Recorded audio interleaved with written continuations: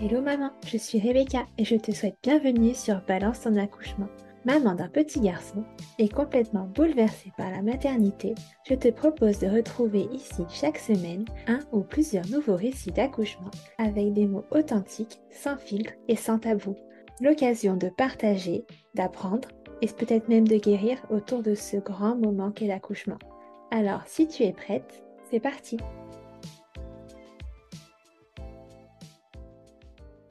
Alors bonjour, merci de me rejoindre pour ce nouvel épisode du podcast. Alors pour commencer, est-ce que tu pourrais te présenter s'il te plaît en me donnant ton prénom, en me disant combien d'enfants tu as et quel âge ils ont, et puis en ajoutant tout ce que tu aurais envie. Bonjour Rebecca, merci de m'avoir invitée. Je m'appelle Virginie, j'ai 39 ans pour encore quelques jours et je suis l'heureuse maman de trois enfants. Et quel âge ils ont du coup? Alors j'ai deux jeunes filles que j'ai eues d'une première union. L'aînée a 14 ans, la seconde a 11 ans et puis j'ai eu la chance de pouvoir refaire ma vie et on a eu une petite princesse qui aura 4 ans prochainement au mois de septembre. Ah oui, donc plein d'expériences à nous raconter. Oui. Alors, première petite question, est-ce que tu avais pensé accouchement dès le début de tes grossesses? Alors, pas du tout. C'est vrai que j'étais plutôt focalisée sur la grossesse en elle-même.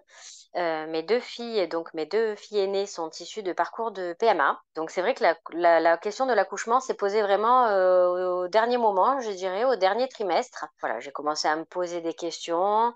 Et puis, c'était la période un peu où Baby Boom est sorti à la télé. Ok. Donc, je me documentais là-dessus. Grossière erreur, je pense. Parce que moi, je croyais que c'était comme à la télé. On arrivait, on perdait les os, et puis un quart d'heure après, on avait le bébé dans les bras. Donc j'étais partie avec cette idée-là, en fait. Ouais, c'est pas question de projet de naissance, de réfléchir. Alors, pas du tout. Pour la première, pas du tout. En plus, j'étais quand même relativement jeune. J'avais 25 ans. Donc, clairement, pourtant, j'ai suivi les cours de préparation à l'accouchement. Alors, je pense que j'ai dû avoir la préparation la plus basique.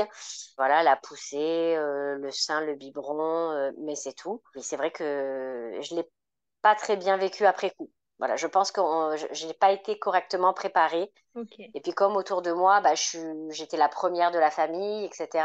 Voilà, c'est vrai que c'est un peu moi qui ai essuyé les plâtres. Ouais, t'as fait le crash test. Exactement. Ok, bon alors, la première grossesse, est-ce que bah du coup, parcours PMA, donc sûrement un peu compliqué. Est-ce que tu te souviens de cette grossesse? Ça s'est bien passé? Oui, je m'en souviens très très bien. C'est une grossesse, alors effectivement, j'ai eu beaucoup de mal à tomber enceinte. Mais après, c'est une grossesse qui s'est très très bien passée au dernier trimestre. J'ai eu quelques nausées le premier trimestre, mais rien de fou, quoi. Quelques nausées le matin à jeun, mais c'était tout. J'ai travaillé jusqu'à la dernière semaine, donc 7 mois et demi, hein, je crois, si je dis pas de bêtises. Ouais. J'habitais plutôt loin de chez moi, donc la route, non, j'avais aucun problème. Puis j'ai commencé à avoir de l'hypertension gravidique dans mon dernier trimestre. Et là, ça a commencé à se compliquer un petit peu. D'accord. Et du coup, t'avais trop de tension quand t'allais à tes rendez-vous, c'est ça? En fait, oui, c'est ça. Ils avaient constaté déjà dans l'analyse d'urine mensuelle que j'avais beaucoup d'albumine. Ça, cumulé avec une tension artérielle élevée, caractérise l'hypertension gravidique, donc c'est uniquement lié à la grossesse. Et ça peut être très dangereux pour la maman et pour le bébé. Donc j'ai été particulièrement surveillée lors de mon dernier trimestre. Ok, d'accord. Et ça te stressait, ça? Ou tu te disais juste ça va aller? Bah alors au début, ça me stressait pas plus que ça parce que je sais que bah, les femmes enceintes, on a tendance à faire plus attention que la normale. Mais le dernier mois, quand la sage-femme passait régulièrement, puis que les résultats étaient moins bons, alors il y avait tout un tas de choses, mais il y avait un monitoring déjà systématiquement, la prise de tension et puis des bandelettes urinaires. Et je voyais tout de suite à la couleur quand j'étais plus du tout dans le cadre. Donc parfois, je devais faire des contrôles en plus à la maternité. Ouais. Et jusqu'au dernier contrôle de la sage-femme. Et elle a jugé que les résultats n'étaient pas du tout satisfaisants. Du coup, elle m'a envoyé donc consulter en urgence à la maternité. Ok. Et qu'est-ce qui s'est passé, du coup, ce jour-là? Alors, j'ai eu de la chance de tomber sur le gynécologue qui travaille, un gynécologue qui me suivait habituellement. Et donc, il a été très sympa, il n'a pas du tout été affolant. Voilà, il m'a expliqué que bah, maintenant, on ne pouvait plus attendre. qu'il allait falloir me déclencher rapidement parce que la tension montait trop, que j'avais trop d'albumine et que ça devenait dangereux à la fois pour le bébé et pour moi. Donc, il m'a dit, écoutez, vous stressez pas. Il m'a fait tous les examens sur place. Donc, il m'a fait une échographie. Ils m'ont fait encore une analyse d'urine, une Ok, prise de d'accord. Et sang. toi, tu l'as Il m'a dit, vécu vous rentrez comment, chez toi, à vous, ce préparez moment-là? vos affaires T'étais tranquillement et rassurée vous ou ça te revenez demain faisait matin peur? pour un déclenchement. Bah, j'étais soulagée parce que bah, ça commençait à être long et puis c'est un peu avoir une épée de Damoclès au-dessus de sa tête parce que tous les jours on attend le passage de la sage-femme et on se demande un petit peu à quelle sauce on va être mangé. Donc là je me suis dit bon ben ça Ouais, y est, ça va être fini. En plus je commençais à avoir un gros bidou, j'en pouvais plus. Et donc c'est vrai que ça a été un soulagement. Et puis après ça a enchaîné avec l'excitation de l'accouchement. Donc non, j'étais plutôt dans une bonne dynamique ce jour-là. ouais. T'étais à quel stade de ta grossesse? J'étais à ma 39e semaine. Ah oui, donc t'étais quand même pas trop mal. Non, non, j'étais vraiment sur la fin. Puis j'étais de base un petit peu ronde. Donc plus les kilos de la grossesse, bien que j'en avais pris que 13, ça commençait à me peser. Ouais. Voilà. Et on t'avait parlé du déclenchement, tu savais à quoi t'attendre ou pas du tout? Absolument pas. Ni pendant mes préparations à l'accouchement, ni quand j'ai vu le médecin la veille et qu'il a expliqué qu'il allait me déclencher. C'est la sage-femme qui m'a expliqué les choses au fur et à mesure quand je suis arrivée à la clinique. Ok. Bon, alors ce lendemain matin, alors, comment ça s'est passé?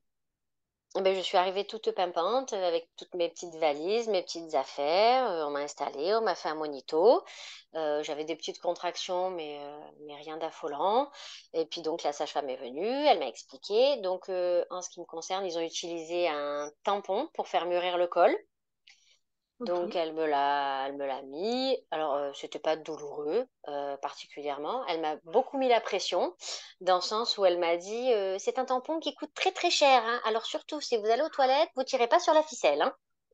Donc elle m'avait fait très peur avec ça. J'avais peur de le perdre à tout moment. Je n'osais même plus bouger. Donc ça c'était aux alentours de 9 heures du matin. Après donc j'étais sous monito. Les contractions ont commencé un petit peu à arriver, mais rien de douloureux. Ils m'ont quand même servi un plateau repas Ok. en fin de matinée. Et puis et puis c'est quand j'ai voulu m'asseoir sur le bord du lit pour manger, j'ai entendu un énorme crac. Donc je me suis levée, je me demandais ce que c'était. Et quand je me suis levée, j'ai perdu les os. Ok. Donc là, ça c'est un petit peu, voilà, là ça s'est un petit peu plus affolé. Là, t'as eu baby boom, là, pour le coup. Ah oui, là pour le coup, je me suis dit, oh, ben, c'est super, ça va aller super vite. Et puis pas vraiment en fait. Ouais. Et du coup, au niveau des douleurs, à ce moment-là, ça allait, niveau contraction? Les contractions ont commencé à s'intensifier, mais c'est vrai que bah, j'avais plutôt juste envie de me doucher et de me changer, parce que c'est vrai que c'est quand même pas très très agréable. Mais au niveau des contractions, ça allait. Donc une fois que je me suis changée, je me suis remise dans le lit. Pour le moment, ça allait. Non, c'était pas plus douloureux que ce que je l'avais imaginé en tout cas. D'accord. Donc, toi, à ce moment-là, tu te dis, c'est trop cool, ça va aller super, comme sur des roulettes. C'est ça, exactement. Je me suis dit, oh, ben, ça va, si c'est ça, les douleurs. La sage-femme m'a dit non, non, c'est pas ça. Ça va être plus important. J'ai dit, ah bon, dommage. Ok. Du coup, qu'est-ce qui s'est passé ensuite? Eh bien, plus grand-chose. Malheureusement, malgré les contractions qui effectivement ont continué à s'intensifier, le Oui. travail n'a pas avancé. J'étais dilatée à 1 déjà quand on m'a déclenchée et je suis arrivée péniblement sous les alentours de 15 heures à 3. Ok. Mais voilà, donc ça a été très long. Donc j'ai pu avoir la péridurale parce que je commençais à avoir trop mal qu'aux alentours de 16 heures. Mais malheureusement, ben, forcément, la péridurale, ça ralentit encore aussi un peu le travail. Et donc, je suis restée à 3 pendant très longtemps. Je suis restée à 3 d'ailleurs jusqu'au bout. Ok. Oui, oui, jusqu'au bout. Ouais, d'accord. Et du coup, et donc ça n'évoluait pas et on est peut-être venu te voir pour te dire que ça se passait pas comme prévu, du coup. Alors, non, même pas. Non. Non, non, on m'a laissé attendre. Ils sont simplement venus me dire qu'ils me mettaient une perf, donc je crois que c'est de l'ocytocine, hein, pour accélérer, pour Oui. coupler, parce que du coup, forcément, quand j'ai perdu les os, j'ai perdu le tampon. Ah, ok. Le tampon qui coûtait très cher. Donc je pleurais et exactement, c'est la première chose que j'ai dit. Je me suis mise à pleurer. Elle me dit, mais pourquoi vous pleurez? J'ai dit, mais j'ai perdu le tampon. Elle m'a dit, c'est pas grave.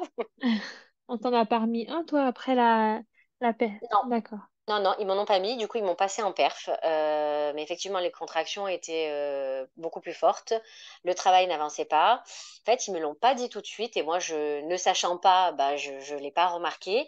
Mais en fait, quand j'ai perdu les os, mon liquide était teinté. Ok. Et c'est déjà un signe de souffrance fétale, en fait.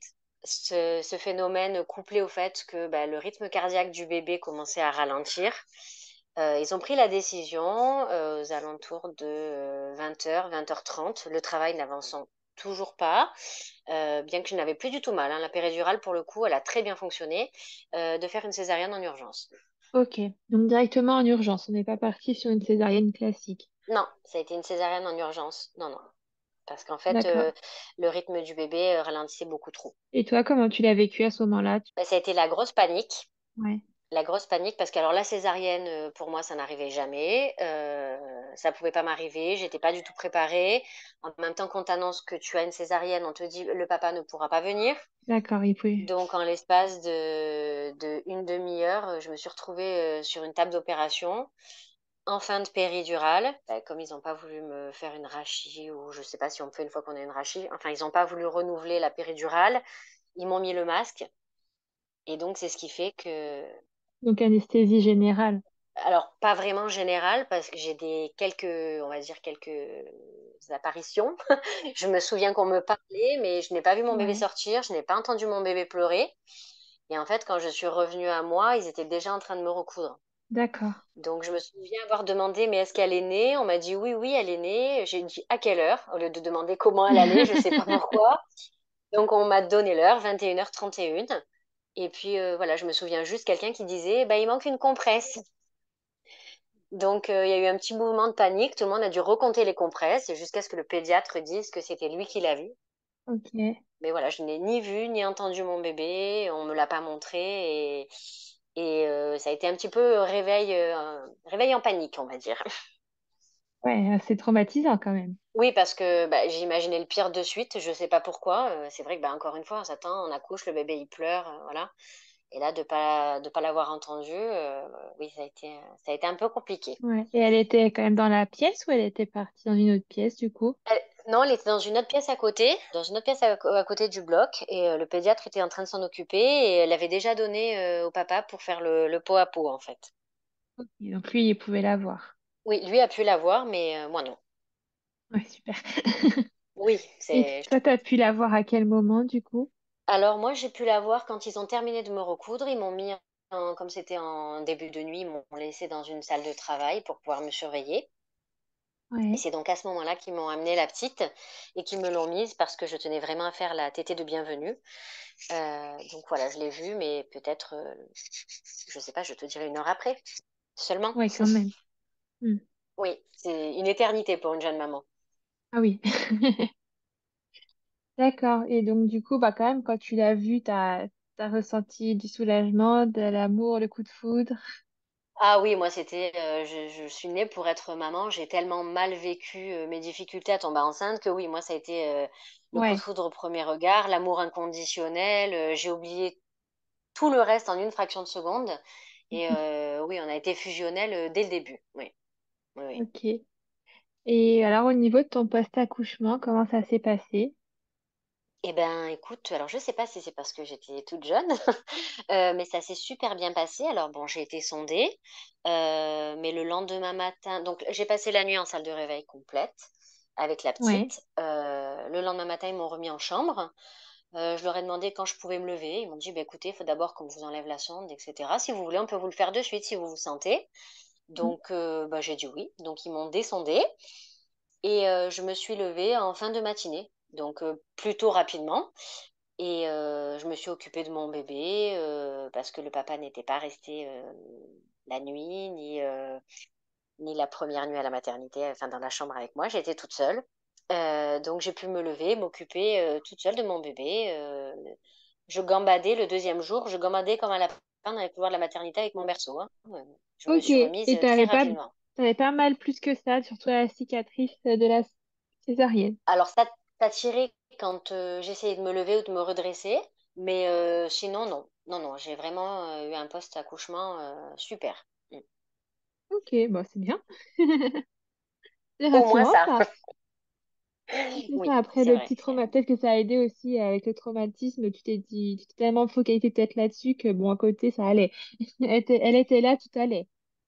Oui, voilà, je crois, effectivement, je crois que tu as raison. Je crois que j'étais tellement heureuse d'être enfin maman que le reste, et puis le parcours PMA, c'est déjà tellement traumatisant parfois, et physiquement et psychologiquement, que ça me semblait, bah, c'était rien du tout, quoi. C'était largement surmontable et ça en valait tellement la peine.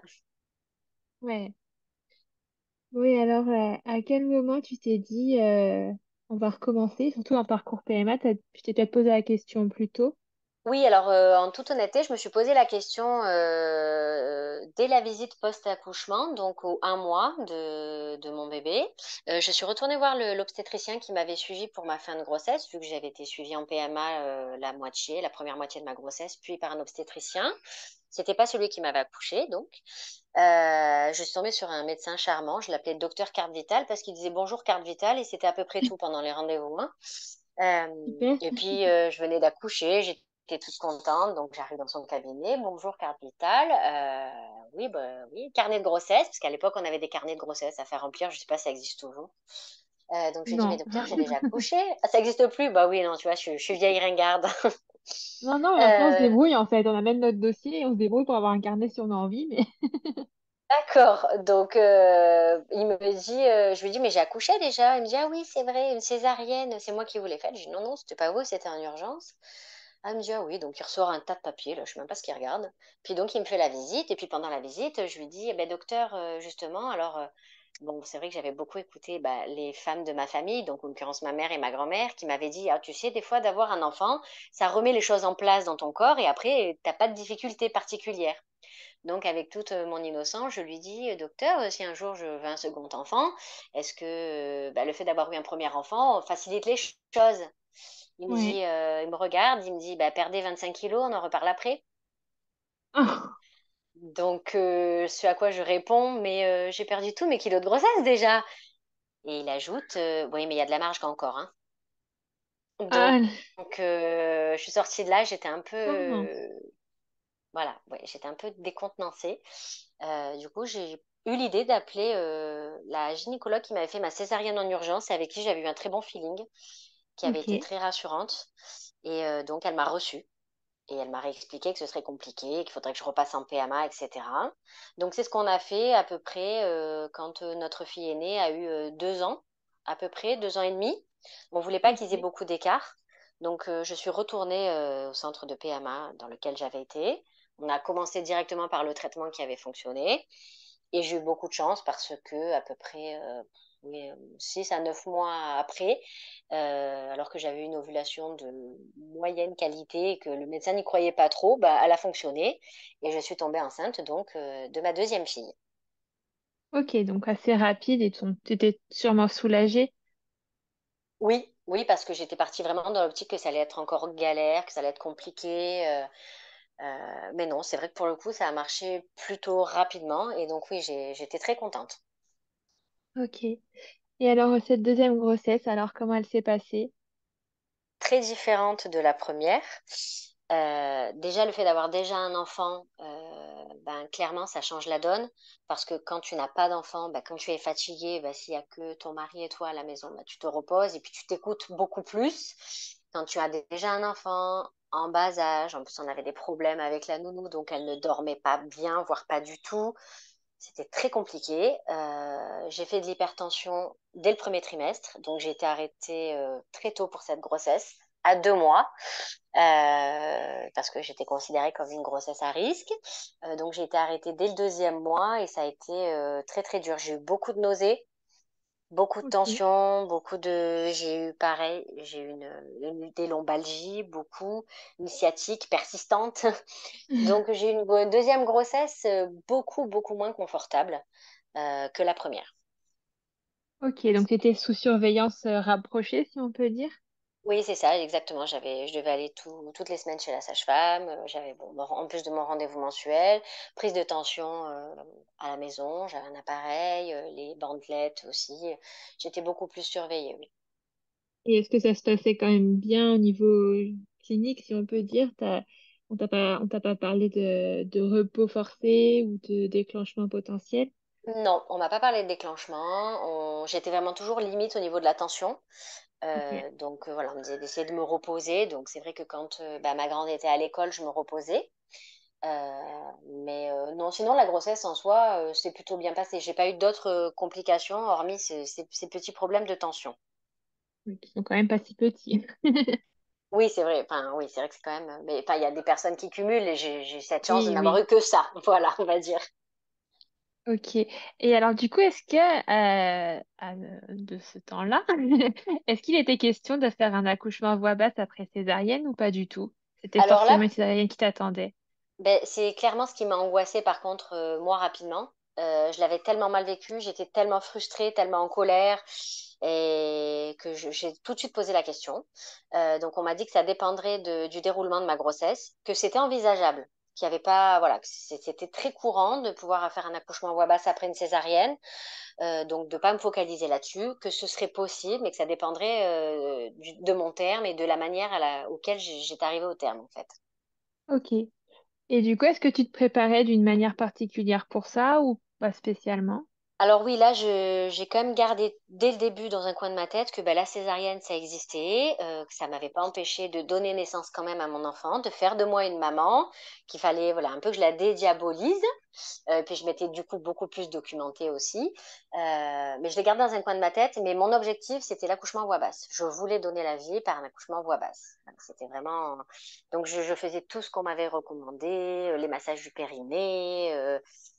Ben, je marchais, enfin, j'ai fait tout ce que j'ai pu. J'ai essayé de prendre le moins de possible. J'ai pris que 11 kilos pour ma deuxième grossesse. Bon, j'étais toujours ronde de Ok. base, mais 11 kilos, c'est quand même pas, Bah, c'est pas c'est énorme. classique moins.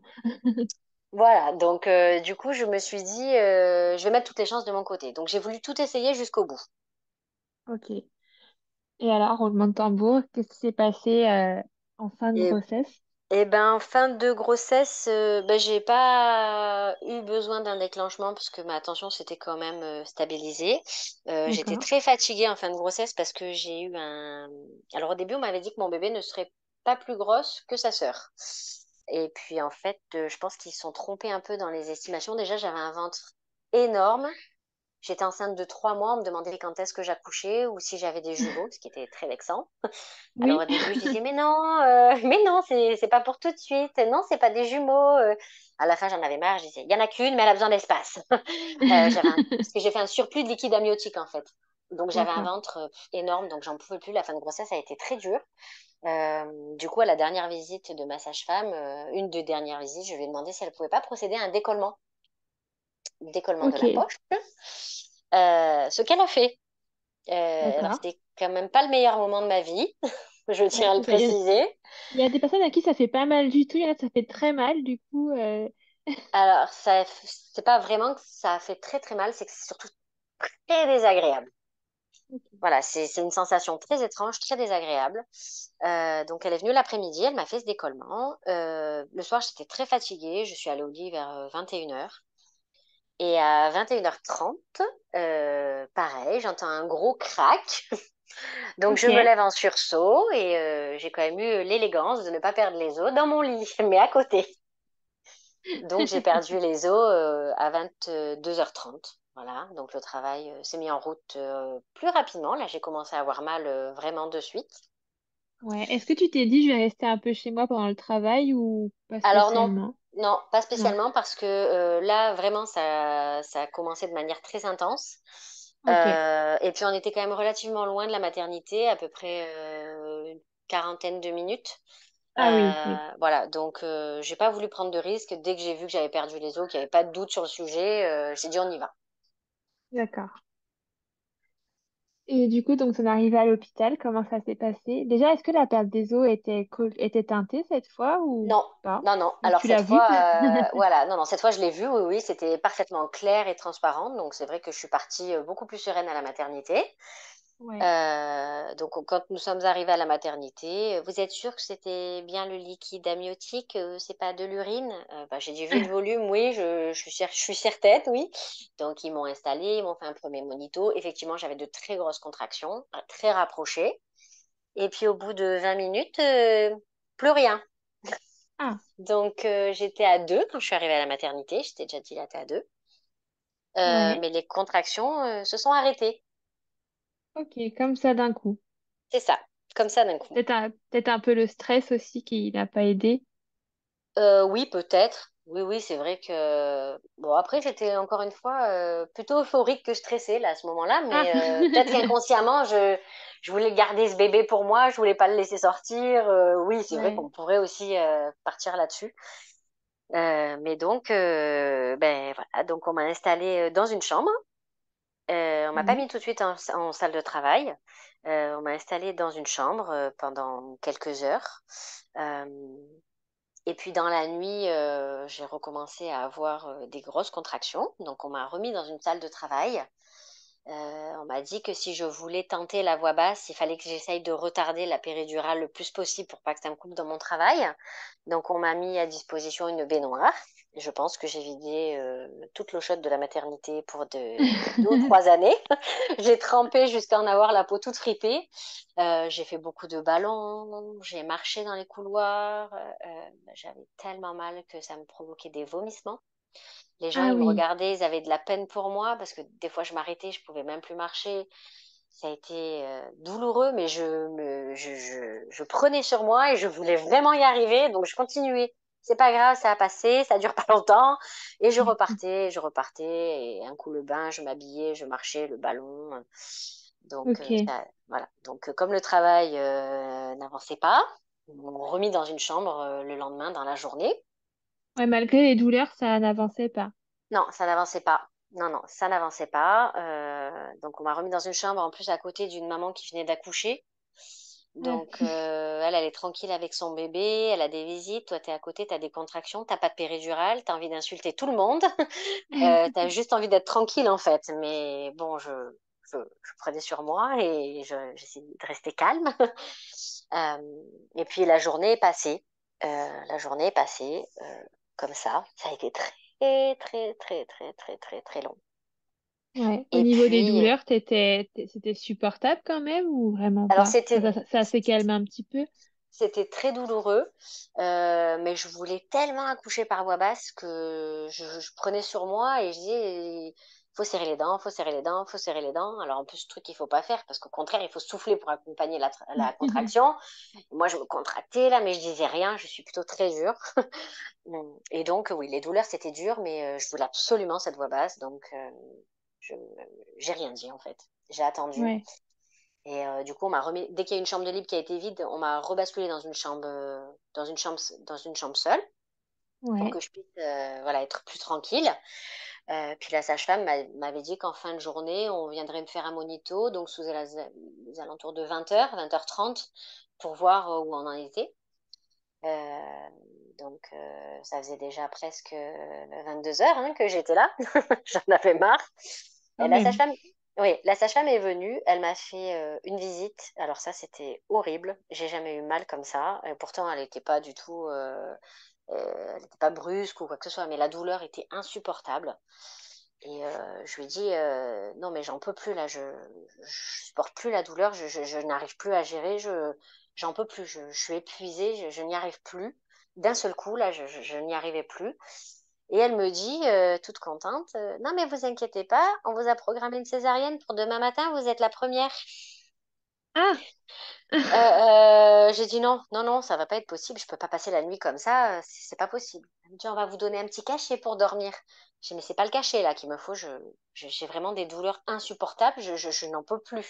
Donc je l'ai peut-être dit avec un peu moins de tact que je te le raconte maintenant, parce Oui, qu'elle je m'a, n'en doute pas. voilà, elle m'a quand même dit, bon, on va appeler le docteur. Donc elle a fait venir le gynéco de garde, qui m'a ausculté très rapidement et qui a dit, on ne peut pas attendre. risque de rupture utérine, il faut faire une césarienne en urgence. Ok. Donc Donc, là, j'ai pas eu comment tu besoin te sens d'attendre. là? Oh bah, je me dis, Ah, c'est pas vrai. Tout ça pour ça. ouais, Je suis très déçue, je me mets à pleurer parce que pour moi, c'est clairement un échec. Je n'arrive pas à coucher, je suis pas une bonne maman. Enfin, voilà, c'est ok, les grandes eaux.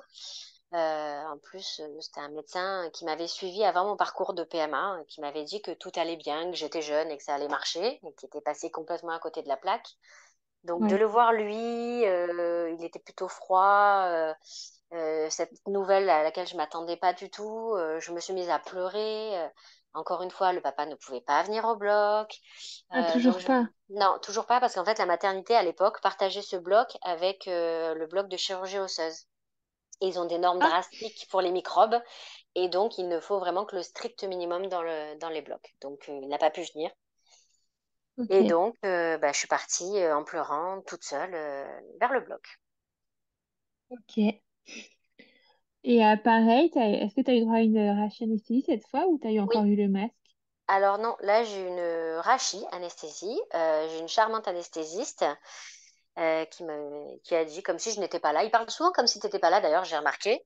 Mais pourquoi elle n'a pas de péridurale, la dame, depuis le temps qu'elle est là? Qu'est-ce qu'elle dit? Bah, elle voulait absolument essayer la voix basse, donc on a essayé de laisser faire le plus possible. Ah, mais bon, ça relèverait pas plutôt d'une maternité de niveau 3, le cas de la dame, là? Parce que, Oh, voilà, j'étais un peu ronde. Voilà, après, enfin, j'étais pas non plus un cas d'une extrême urgence, donc j'étais très vexée, en plus ouais. d'être très peinée. Mais bon, C'était elle un m'a peu fait la mal. goutte d'eau, la cerise, tout ce qu'on veut qui n'allait pas, quoi. C'est ça, et puis ils te laissent toute nue sur cette table d'opération avec ton gros ventre. Ils sont tous autour à discuter comme si tu n'existais pas. Et toi, tu as froid, tu pleures, tu demandes, excusez-moi, je pourrais pas être un petit peu couverte? Ah ben non, vous inquiétez pas, on est habitué. Ben oui, vous êtes habitué, mais Moi, moi là, non. je me sens un peu comme Jésus sur la croix. Enfin, je veux dire, c'est quand même très humiliant, je trouve, pour une femme, de se retrouver nue comme ça, avec plein de gens autour de toi, Oui, en train de pleurer. Oui, ça n'a pas été le meilleur moment de ma vie, ça aussi, on va dire. ouais, c'est sûr. Oui, alors comment ça s'est passé cette fois-ci? T'as pu vivre un peu plus le moment quand même? Alors oui, parce que je leur ai dit surtout, je veux pas être endormie, je veux pas être endormie, je veux la voir sortir et surtout, alors du coup pour le coup la première grossesse pour mon premier accouchement m'avait un peu vaccinée. Je leur avais fait à l'époque un mini projet de naissance parce que je voulais pas, j'étais jeune, je voulais pas paraître embêtante. J'avais juste dit voilà que je voulais absolument essayer la voix basse et que vraiment ma seule exigence c'était qu'on me présente mon bébé à la naissance et puis que je puisse l'embrasser. Ouais. Donc je leur redis surtout je veux bien la voir. Donc la césarienne a été très rapide, hein, c'est de toute façon très très rapide. Donc quand le gynécologue a sorti le bébé, les premiers mots qu'il a prononcés ont été «Oh mon Dieu, mais qu'est-ce qu'elle est grosse!» Oh, mais le Donc socle j'ai de dit l'équipe est assez mémorable quand même. «Ah oui», je leur dis «Mais comment ça? On m'avait dit qu'elle ferait le poids de sa sœur, 3,5 kg.» Il m'a dit «Ah non, non, non, il fait plus 4 kilos, madame.» Non, non. Alors je t'avouerai franchement que la première pensée a été bah, heureusement que j'ai accouché par césarienne. Voilà, ça a été, je me suis rassurée comme ça. Et effectivement, elle pesait 4,120 kg. Ah oui, Oui, un beau bébé. ouais. Et puis donc, du coup, ils m'ont recousu. Donc, pareil, j'ai passé la nuit en salle de naissance. Et donc Ils tu l'as l'avaient, vu tout de suite cette fois. ils me l'ont présenté tout de suite. J'ai pu l'embrasser. Je l'ai entendu pleurer. Et là, j'ai été soulagée. Voilà, très, très soulagée. Ok. Et du coup, bah pareil, c'est le papa qui a fait le premier pot à pot. Exactement. Exactement. Le premier pot à pot avec le papa, le temps il termine de me recoudre.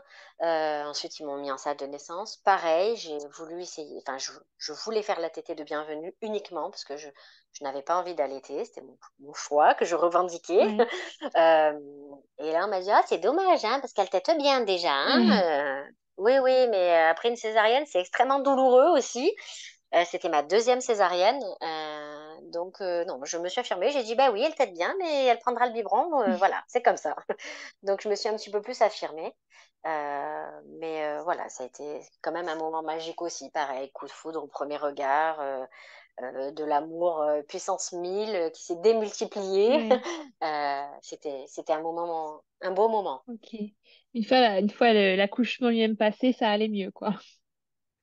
Oui, oui, oui. Oui, oui, je suis tout de suite passée à autre chose. Oui, je n'y ai même plus Ouais. pensé, en fait. Et pareil, au niveau de ton post-accouchement, tu courais partout le lendemain matin aussi? Là, ça a été un petit peu plus compliqué le lendemain matin. Le papa il avait dû repartir travailler. Bah, pareil, hein, il n'a pas pu rester. Donc, j'étais toute seule avec mon bébé. En plus, elle était en couveuse parce qu'elle avait une température corporelle un petit peu trop basse. Donc, elle était en couveuse à côté de moi, mais il m'avait mis les petites portes de l'autre Ah, côté.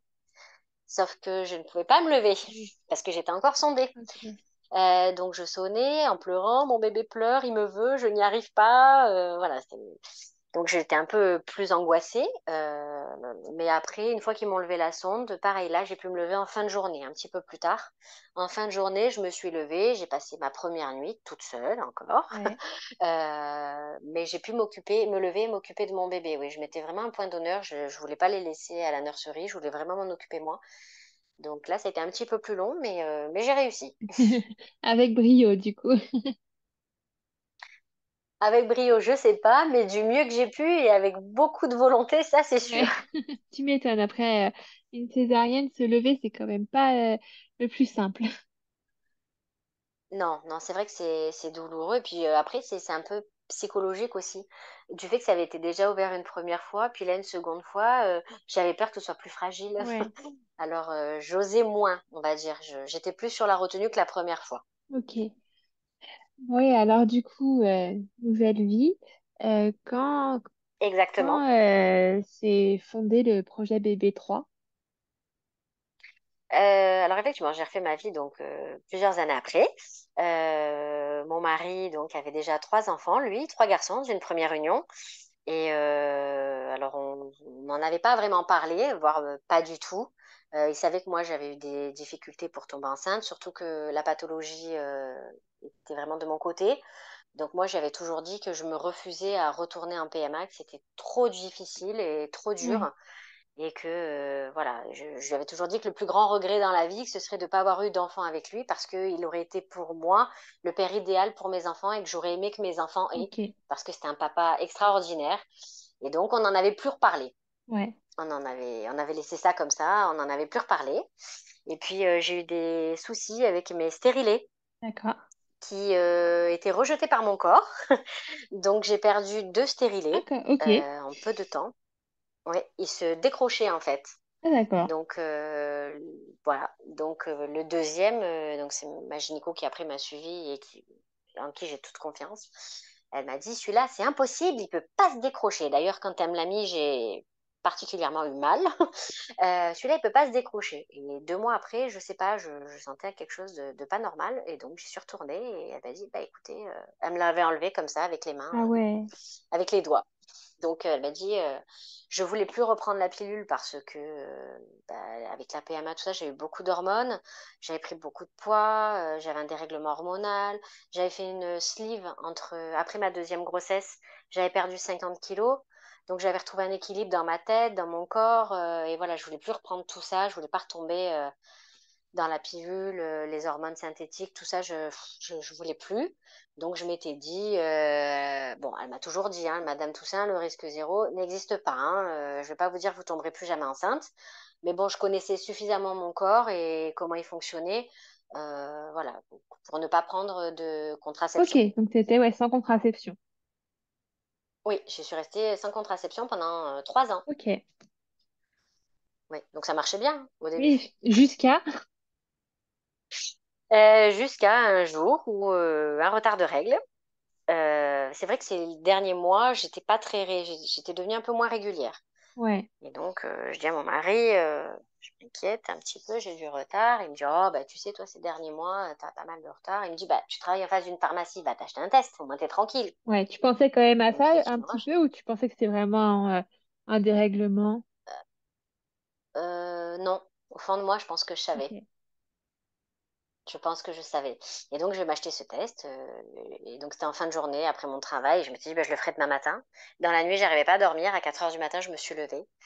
Et j'ai fait le test. Et il n'y a pas eu de débat sur le sujet. Il a viré instantanément. Ok. Donc, je me suis recouchée en pleurant. En pleurant de joie Et ou de peur? non, non, non, de peur et d'angoisse parce que c'était un bébé, bah, du coup, qui n'était pas planifié. Je venais changer de travail. On venait tout juste de se marier. Il y avait 3, 4 mois qu'on était mariés. Ok. Voilà, donc j'avais quitté, je retentais une orientation professionnelle. Mon papa était très malade. Donc oui, c'était un peu le ciel qui m'est tombé sur la tête. D'accord. Donc le matin au petit déjeuner, il m'a dit, mais pourquoi tu pleures? Bah, j'ai dit, c'est terrible. Mais qu'est-ce qui se passe? Il me dit, je suis enceinte.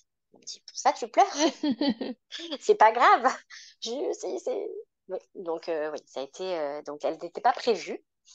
Donc il s'est quand même posé la question de qu'est-ce qu'on fait? Ouais. Parce qu'on était déjà à la tête d'une famille de 5 enfants recomposée. Voilà, c'est pas toujours facile. Je venais de changer de travail. Est-ce qu'on va y arriver? On n'est plus tout jeune. Voilà, il faut savoir qu'à l'époque, l'aîné avait 21 ans de la fratrie. Ma fille aînée en avait 11 déjà. Mm. Donc, qu'est-ce qu'on fait? Qu'est-ce qu'on fait pas? Voilà, donc ça n'a pas été forcément très bien accueilli de mon côté, la nouvelle de ma famille. Ok. Voilà, ma maman, de qui je suis très très proche, je pense que c'est surtout par excès d'amour et par peur. Voilà, elle avait peur, donc quoi, j'allais me lancer. Est-ce que qu'allait être ma vie avec tous ces enfants? Enfin, que c'était déjà difficile. Donc c'est vrai que je me suis retrouvée un peu toute seule pour faire mes choix. Ouais. Mais peu de personnes comprennent. Et quand tu passes par la PMA, envisager de mettre un terme à une grossesse spontanée, Oui, c'est encore c'est plus pas dur, possible en ouais. fait. Ouais. Ouais, je n'y arrivais pas. Et ma gynéco, elle a été, mais elle a outrepassé son rôle de médecin. Elle me recevait sans rendez-vous parce qu'elle me dit, Madame Toussaint, vous êtes sûre que vous êtes enceinte? Je lui dis, bah, écoutez, oui, j'ai fait un test. Elle me dit, oh, bah, ça, c'est pas toujours très fiable. Je dis, oui, quand c'est négatif, c'est pas toujours très fiable. Mais là, donc elle m'a prescrit une prise de sang. Effectivement, elle m'a rappelé 2 heures après. Elle m'a dit, oui, je vous confirme parce que par rapport à mes dates, ça correspondait pas, en fait. Par rapport à la date de mes dernières règles, elle me disait que c'était pas possible. Parce que c'était Donc, j'ai fait une trop. ovulation tardive. Ok. C'est ça. En fait, j'ai ovulé 2 jours avant la date de mes règles. Ah oui. Ce qui fait que j'ai eu mes règles, quand même, mais que j'étais enceinte. D'accord. Donc, elle a été formidable. Elle a été d'un soutien, mais incroyable.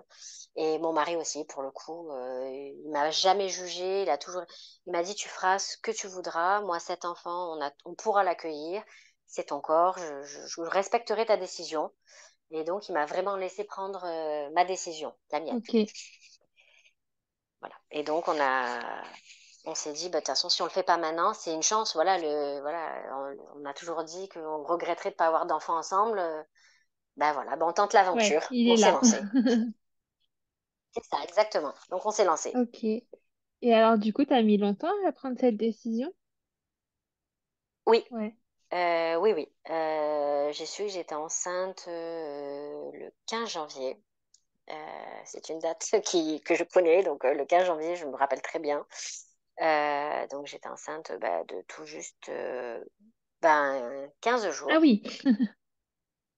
Oui, parce que c'est un bébé du 31 Ah. décembre. Et donc, bah voilà, donc oui, je sais enfin, j'avais jusqu'à la 10e semaine pour me décider. Et donc, oui, jusqu'à la 8 ou 9e semaine, on va dire, enfin, en toute franchise, je pense que j'ai fait traîner jusqu'à la 8 ou 10e semaine pour annoncer mon choix. Mais dans mon cœur et dans ma tête, il était déjà fait depuis le début, je crois. Oui, dès que t'as vu le test, tu t'es dit c'est bon. Ouais. Ouais, enfin, moi, j'avais tellement pleuré de ne pas arriver à tomber enceinte que vraiment, je ne pouvais pas me résoudre à refuser ce cadeau. Peut-être dans d'autres Ouais. circonstances, la question se serait posée différemment. Mais là, on venait de se marier, on était amoureux, on avait de quoi accueillir ce bébé. Donc oui, je ne pouvais pas m'y résoudre. Ouais. Et alors, du coup, cette suite de grossesse, ça s'est passé comment? Alors, une grossesse alors, à 36 ans, j'avais 36 ans, on m'a dit que c'était une grossesse gériatrique. Ouais, le fameux terme qui est adorable. Mais je lui ai dit, mais j'ai que 35 ans. Elle me dit, ben oui, justement, c'est à partir de là que c'est gériatrique. Ah, C'est d'accord, quand même horrible, c'est... hein. Ah oui, bah parce que 35 ans pour une femme, excuse-moi, surtout maintenant, on est tous sauf des grands-mères, quoi. Oui, oui, puis les enfants arrivent de plus en plus tard, en plus, du coup, ça devient Exactement, juste la norme, en fait. exactement. Donc, bah écoute, c'est très différent. Déjà, bah, j'en avais deux, Ouais, 5, plus les 2. enfants de mon mari. plus les enfants de mon mari, donc ça faisait déjà une grosse fratrie à gérer, Ouais. mon travail, et puis surtout, je crois que ce qui m'a vraiment nui beaucoup pendant ma grossesse, c'est d'avoir eu une sleeve après la deuxième, parce que j'ai tout de suite été très anémiée, très carencée et très fatiguée en fait. Ok. J'ai- voilà, ouais, ouais, j'étais vraiment très très anémiée, c'était à la limite de la transfusion. Ah oui, Donc j'ai dû aller plusieurs fois en clinique pour qu'on passe des perfusions, pour un petit peu me booster parce que j'étais trop affaiblie en fait par la grossesse. d'accord. Puis j'ai pris beaucoup de poids pour celle-ci. Et j'ai arrêté de compter à 23. Enfin, j'ai plus voulu me peser après 23 kilos. Ok. Euh, oui, j'ai pris beaucoup de poids, mais c'est parce qu'en fait, du coup, le chirurgien m'a expliqué que mon corps avait tellement manqué et puis que du coup, bah, il faisait des réserves en fait pour le bébé et que bah, c'était comme ça et que ça partirait après. Ouais. Donc ça a été une grossesse. Par contre, je n'ai pas eu du tout de tension pour cette grossesse-là. Pas du tout. C'était vraiment juste une question d'anémie et de fatigue. Voilà, s'assurer que le bébé ne manquait de rien. Euh, mais ça a été ma seule préoccupation pendant ma grossesse. Ok. Et alors, cette fois, au niveau de la préparation à l'accouchement et de tes envies d'accouchement, est-ce qu'il était envisageable de retenter la voie basse ou pas du tout? Non, là, on m'a pas laissé le choix. Ouais. Dès le Après deux début, césariennes, non, ouais. voilà. Dès le début, on m'a dit, c'est pas possible, ce sera une césarienne programmée. Donc là, dès le premier trimestre, les dés étaient jetés. Ok. Mais du coup, quand bah, du coup, ma gynécologue a abordé le sujet, moi, je lui ai dit, je ne veux plus me poser ce cas de conscience. Donc, est-ce qu'on pourrait me faire en même temps, puisque de toute façon, je vais avoir une césarienne, une ligature des trompes? Ok. Parce que je lui avais demandé l'année d'avant. Elle m'avait dit, oh, vous êtes jeune, vous venez de refaire votre vie, vous avez le temps. C'est vrai qu'ils sont quand même pénibles avec ça, parce qu'on ne peut pas disposer de notre corps comme on l'entend. Il faut qu'on demande Oui, oui. l'autorisation. C'est très difficile, ça Part du aussi. principe que c'est forcément un mauvais choix. Exactement, alors que il n'y a pas de mauvais choix, il y a le choix de chacun. Donc elle m'avait dit, bon, ok, d'accord. Donc le fait d'avoir négocié ma ligature m'a donné l'impression d'avoir une petite victoire. Donc Ok. je l'ai. Bon, puis après j'étais résignée. Et puis je savais du coup de par mes deux précédents accouchements que ça m'avait pas empêché de donner la vie différemment parce que pour la deuxième je l'ai senti sortir, je l'ai accompagnée. Donc bah, je m'étais résignée. Je m'étais dit bah, c'est aussi donner la vie, c'est différent mais c'est pas moins bien et c'est juste pas la même chose. Donc je Ouais. m'étais résignée, mais on m'a pas du tout laissé le choix. Non, non. Oui, oui. Bon, après, ça multiplie les facteurs de risque aussi. Exactement, oui, oui. L'âge, mon passé, donc tout ça, c'est vrai que non, non, on m'a pas laissé le choix, donc j'avais ma date. Je savais quel jour elle devait naître. Et tu savais ça du coup dès le premier trimestre ou on l'a fixé un peu plus tard? Non, non, non, ça, ils me l'ont donné vraiment à partir du septième mois. Ok. Septième, peut-être même à la visite du huitième mois. À la visite du huitième mois, bah, comme c'est tombé à la fin des vacances, c'était bah, au mois de septembre. Il y avait encore des médecins en vacances, donc voilà, comme je voulais à la base que ce soit ma gynéco qui s'en occupe, elle m'avait donné une date. Et puis, une semaine avant, elle m'a appelé quand même. Elle a eu la gentillesse de me prévenir pour me dire qu'elle avait dû décaler ses vacances et que du coup, ce ne serait pas elle, mais son associé, mais qui m'avait aussi suivi. Et enfin voilà, du coup, j'ai trouvé ça super qu'elle me prévienne. Et puis j'avais toute confiance en lui aussi, donc j'étais très sereine. Ok, d'accord. Et donc du coup, elle était fixée à quel terme cette date, tu te Alors, souviens? oui, elle était à 39 semaines aussi. Ok, oui. 39 Tu es semaines. abonnée. Oui, parce que en plus, alors contrairement à ses deux sœurs aînées, la petite dernière était un petit bébé et on m'a annoncé un petit bébé maxi 3 kilos. Ok, Donc ils l'ont laissé au chaud le plus possible, voilà, pour qu'elle prenne et qu'elle profite. Voilà, comme il n'y avait pas de contre-indication, que je me sentais bien. Jusqu'au dernier jour, j'ai conduit, je frottais les carreaux avant de partir à la maternité. Je me ok, sentais très bien par contre. Il n'y avait pas de souci. Donc ils l'ont laissé au chaud le plus longtemps possible. Donc ils m'ont donné une date. Donc la date était prévue pour le 17 septembre. Euh, mais sauf que bah, c'était la période de rentrée des classes et qu'il y avait les photos de classe et que mes filles avaient la photo de classe le 17 septembre. Et du coup, j'avais demandé si je pouvais rentrer le matin seulement pour pouvoir les préparer. Et on m'avait dit que non, c'était pas possible parce que j'étais la première et qu'ils pouvaient pas prendre le risque de mettre toute la journée en retard. Ok, Donc, c'est un peu la mort dans l'âme que je suis rentrée la veille au soir. Mais ils m'ont dit que je pouvais rentrer tard, donc je suis rentrée à 20h30, je crois. Je suis rentrée à 20h30, oui, la veille. ok. Ouais, donc un peu déçu quand même de la date qui est mal tombée. Ben oui, et ben après, bon, ma maman est venue du coup prendre le relais. Et donc j'avais laissé toutes les instructions, j'avais tout préparé avant de partir, parce que là, pour le coup, j'avais déménagé, donc j'étais à 2 minutes de la maternité, donc j'avais beaucoup moins de stress.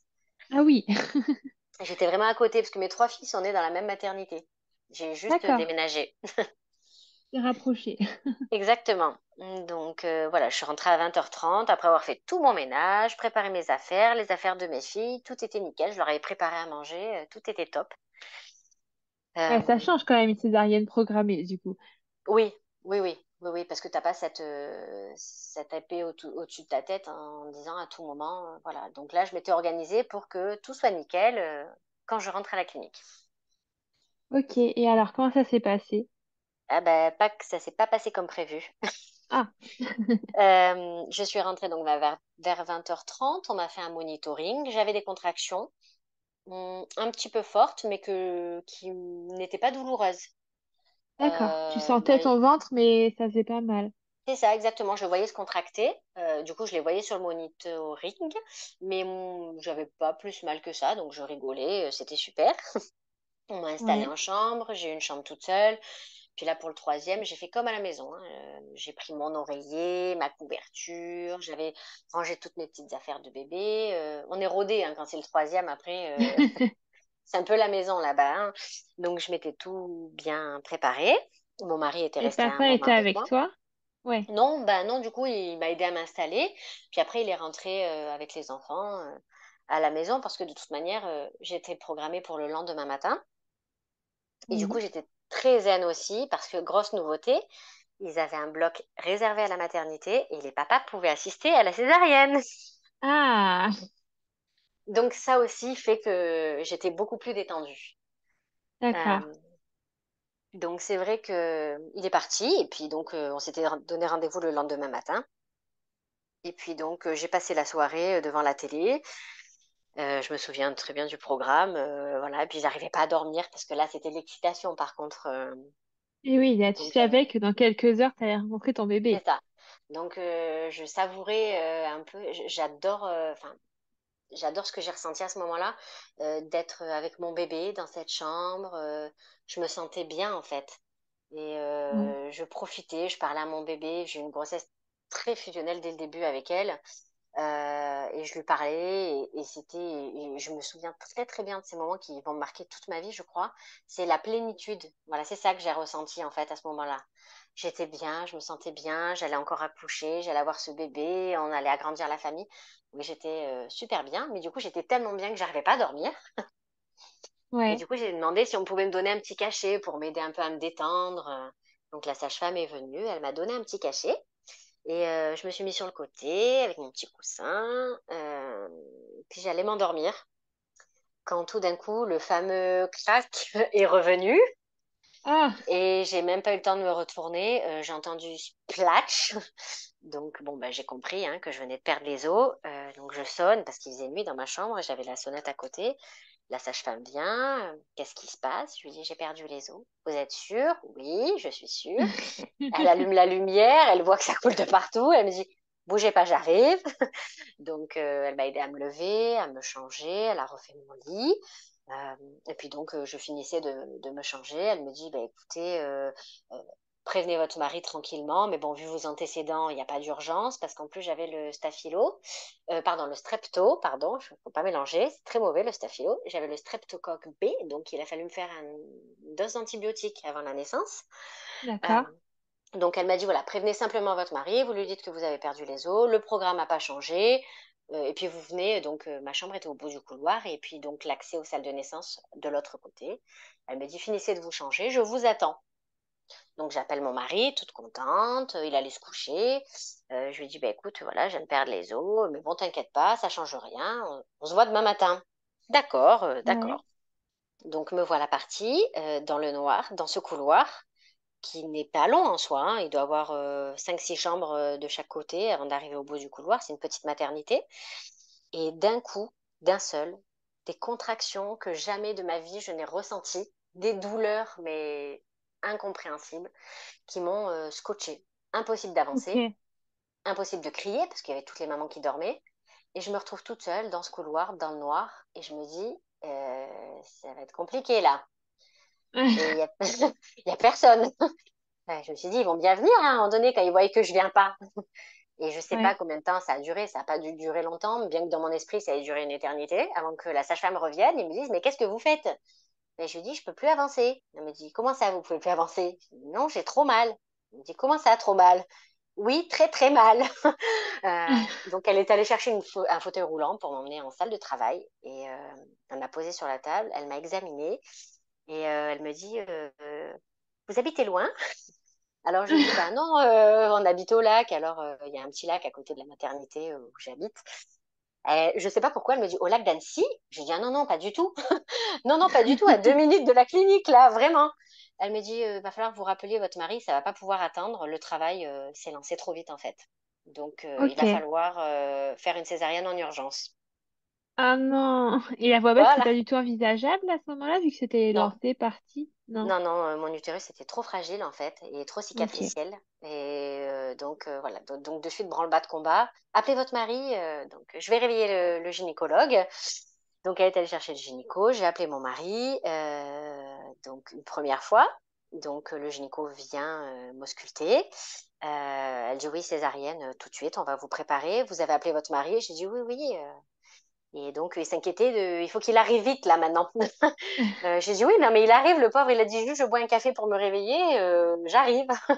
Euh, donc voilà, donc mon mari est arrivé sur ses entrefaites et on m'a préparé pour la péridurale. Ok. Péridurale qui s'est pas très bien passée pour ce coup-là. Ah, Parce que bah, déjà, il a fallu aller vite parce que les contractions étaient très fortes, très rapprochées. ouais. Et puis la petite piqûre qu'ils font en anesthésie locale avant n'a pas fonctionné et qui Ah, s'est ah oui. repris 3 fois.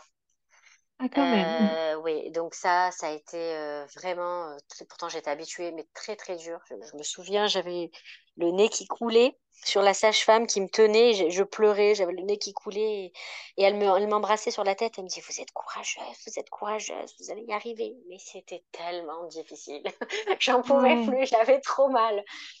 Au bout de la troisième fois, il a réussi parce qu'il ne me croyait pas. Il me dit, mais non, c'est pas possible. Et puis dès Ouais. qu'il me touchait, je hurlais. Il me dit, ah oui, oui, effectivement, c'est pas endormi. Non, non, c'est pas endormi. Oh. Donc, c'est vrai que donc là, bon, une fois que la péri a été posée, très vite, j'ai été soulagée. Euh, donc, voilà, donc ça a été vraiment différent. Euh, Ils m'ont installée en salle, du coup, dans le bloc. Ils Ouais. m'ont installée, ils m'avaient mis des chants. Voilà, c'était vraiment différent. Le papa est arrivé, je me serais crue dans un remake de Grey's Anatomy, avec sa tenue toute bleue de chirurgien. Et je me souviens m'être fait la réflexion de dire qu'il était trop beau. Euh, et puis voilà, il s'est mis à ma tête, donc derrière le champ. Et puis la césarienne a commencé. Euh, Ok. donc ils ont réveillé c'était une dame, le gynécologue de garde, une jeune nouvelle médecin dans cette clinique. Elle était avant, elle exerçait ailleurs avant. Elle Ok. n'était pas très sympa avec les sages-femmes déjà. Elle était très sèche, je m'en souviens hein, vraiment. Même avec moi, parce qu'ils avaient oublié de m'enlever mes chaussons, mais ça s'était fait tellement vite. Donc, enfin voilà, donc elle râlait parce qu'il y avait mes chaussons dans le bloc. Et Ouais. puis donc, elle commence à parler avec l'infirmier qui était là, et comme si j'étais pas là. Grossesse non désirée. Alors je lui ai dit non, elle n'était pas attendue, mais si je suis là, c'est qu'elle était désirée quand même. Oui. Voilà, et puis donc effectivement, elle a vu que j'avais différentes cicatrices, et dont une, parce que je m'étais fait refaire le ventre. J'ai une abdominoplastie après ma sleeve et mes 2 grossesses. Et D'accord. donc elle m'a dit, bah, vous savez, hein, la cicatrice que vous avez là, vous pouvez l'oublier, hein, vous n'aurez pas la même. Hein. Bah, je lui ai dit, oui, mais en même temps, c'est pas votre travail, quoi. Il faut juste faire sortir ce bébé, la question ne se pose pas. Je sais très bien que mon ventre ne sera plus le même, mais c'est pas la question, en fait. Euh, Oui. Faites sortir le bébé, le reste, c'est pas grave. Non, mais parce que je préfère vous le dire, hein. Ben oui, merci. C'est gentil pour cette précision. Donc effectivement, le bébé est sorti très vite. Euh, ils ont proposé à mon mari de s'approcher, donc pour qu'il la voie sortir. Ok. Donc il l'a vu tout de suite. Il n'a pas pu couper le cordon quand même, ils n'ont pas voulu. Ouais. Néanmoins, ils nous l'ont présenté tout de suite. Euh, Elle a pleuré tout de suite, ils nous l'ont présenté. Et puis, il est parti avec aussi, donc pour le pot à pot, en attendant de terminer. Et Ok. puis, je leur ai rappelé qu'il fallait pas qu'ils oublient, du coup, de me faire ma ligature des trompes. Ouais. Vous êtes sûr, hein, parce que c'est irréversible, hein. Bon, enfin bon, on n'est pas à l'abri, il y a quand même des risques, elle m'a dit, de réimperméabilisation des trompes. Ah oui, il Ah, faut bah, vraiment. j'ai dit là quand même, je veux pas avoir autant de malchance dans ma vie non plus. Donc voilà, donc elle s'est assurée de mon consentement par différentes personnes. Et puis donc elle Ouais. a procédé à la ligature des trompes avant de me refermer. Ok. Donc ça, c'est fait. Oui, ça c'était fait. Pareil, donc du coup elle est née à 2h06, donc ça a été très vite, hein. J'ai perdu les os à minuit et à 2h06 elle était dans mes bras. Donc, Ouais. enfin, dans mes bras, dans les bras de son papa plutôt. Donc on nous a mis là aussi pour nous surveiller en salle de travail en fait, pour qu'on soit Oui. tranquille. J'ai fait aussi la tétée de bienvenue.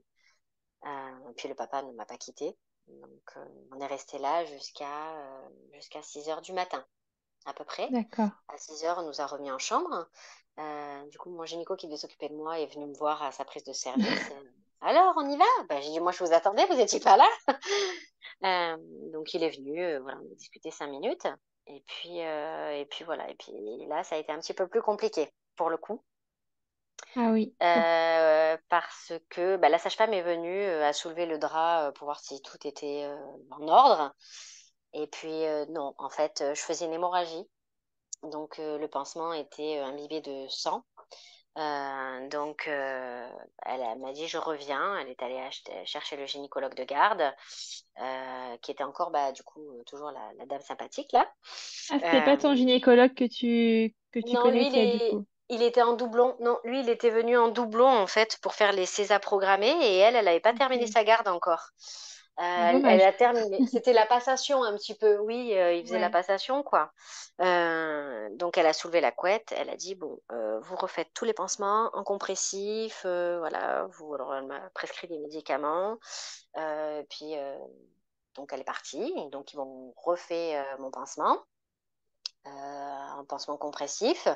Et puis, donc, ils m'ont dit enfin, que dans la journée, elle avait quand même pris de mes nouvelles. J'ai été particulièrement suivie par les autres, du coup, mais elle était quand même inquiète et elle a appelé pour prendre de mes nouvelles parce que j'ai quand même perdu beaucoup de sang. Ouais. Et puis, il y avait une maman qui était malheureusement décédée dans cette maternité 1 an auparavant, Ah, voilà, d'une hémorragie de la délivrance. Donc, on va dire que dans ma malchance, eh ben, j'ai eu cette maman là, le cas de cette maman qui a fait qu'ils ont été beaucoup plus vigilants oui. parce que ça a été que le début ça. Ça a été très très compliqué. J'ai pu me lever pareil en milieu d'après-midi. Malgré Ok. tout, j'ai voulu me lever pour m'occuper de mon bébé. Donc je me suis levée bien que mon mari est resté la première nuit. Enfin, c'était vraiment un autre contexte, mais je tenais vraiment à me lever pour m'occuper d'elle. Ouais. Donc je me suis levée, mais oui, c'est vrai que je perdais toujours vraiment beaucoup de sang. Donc ça a duré plusieurs jours. Et Ah oui, quand même.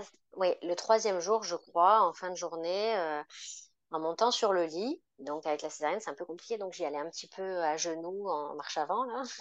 Je Ouais. sens un gros plof dans ma culotte.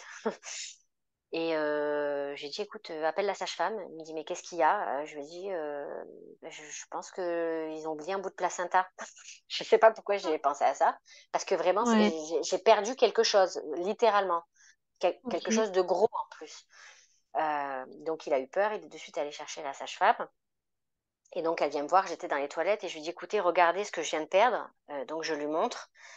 Et c'était, en fait, elle m'a dit non, en fait, c'est parce que vous faites une hémorragie. En fait, c'était des caillots agglutinés, mais ça devait faire presque 1 kilo. C'était énorme, Ah oui. très Ah, impressionnant. quand même. Ah oui, oui, c'était très, très impressionnant. Donc, ils ont appelé, donc ça, c'était troisième jour, ils ont appelé le gynéco de garde. Euh, C'était le fameux gynéco qui m'avait suivi avant ma PMA et qui m'avait fait ma césarienne pour la deuxième, celui qui a beaucoup de tact. Ouais. Et Ok. accessoirement, celui qui s'était occupé de la maman qui est décédée. Donc, j'étais pas très Ah, en plus. rassurée. Ouais. Et donc, il a dit, donc ils m'ont prescrit, il m'a dit oui, ok, il m'a dit je vois. Bon, il m'a dit très froidement, vous inquiétez pas. Euh, il a donné des consignes à la sage-femme qui est venue, qui m'a donné des médicaments. Et elle m'a dit, vous allez voir, ça va aller mieux. Ou Ouais. pas. Ou pas. Ok. Parce qu'en fait, c'est le médicament qu'ils donnent pour les IVG. Et en fait, pour Ah, faire des contractions encore à l'utérus, pour que tu élimines en fait tout ça. Et ok. les douleurs, c'est juste mais insoutenable. C'est horrible. Je me souviens, l'ostéo était venu pour s'occuper du bébé. Ils font une consultation gratuite. J'ai été incapable de l'écouter. J'ai dit, excusez-moi, il faut que j'aille dans la salle de bain. Et je me souviens m'être mise à genoux dans la salle de bain, pleurer de douleur. Et du coup, ben, et mon mari me dit, ça va pas. Donc, il appelle la sage-femme. Et elle me dit, c'est normal. Vous savez, normalement, maintenant, la procédure, c'est plutôt un curetage à vif. Donc, lui est de la Ah, vieille école. Donc, il a préféré vous donner les cachets, mais il m'avait pas du tout prévenu. Et ça a été terrible, vraiment. C'est inimaginable. Et ça a duré quelques heures. ok. Et Et puis, ça a été, ouais, horrible. oui, ça n'a pas l'air très agréable. Surtout quand t'es pas Non, prévenu, c'est ça encore. On t'aurait prévenu que ça allait être compliqué et ce qui t'attendait, ça aurait peut-être été, enfin, pas plus agréable, mais au moins t'aurais su. c'est ça. Et puis je me suis terriblement inquiétée parce que j'avais en mémoire cette histoire de fait divers. Je perdais beaucoup de sang. J'étais très inquiète, Ouais. vraiment. Et puis je voyais que je voyais l'inquiétude quand même. Les sages-femmes essayaient de me rassurer, mais je voyais que c'était pas normal. Oui, donc j'étais pas très bien, j'étais pas très sereine. Ouais, tu m'étonnes. Donc du coup, ça a pris quelques heures et ça s'est, entre guillemets, résorbé tout seul. En fait, une fois que les contractions se sont arrêtées, oui, j'ai perdu beaucoup moins de sang. C'est devenu, enfin, c'est resté dans la norme, on va dire. Et ils m'ont quand même gardé presque 7 jours à la maternité. Je suis sortie le septième jour en fait, au lieu du Ok. cinquième. Parce que bah, du coup j'avais une hémoglobine trop basse. Voilà, ils ont fait des réserves de sang, ils ont dû faire des réserves de sang parce que j'étais vraiment limite transfusion.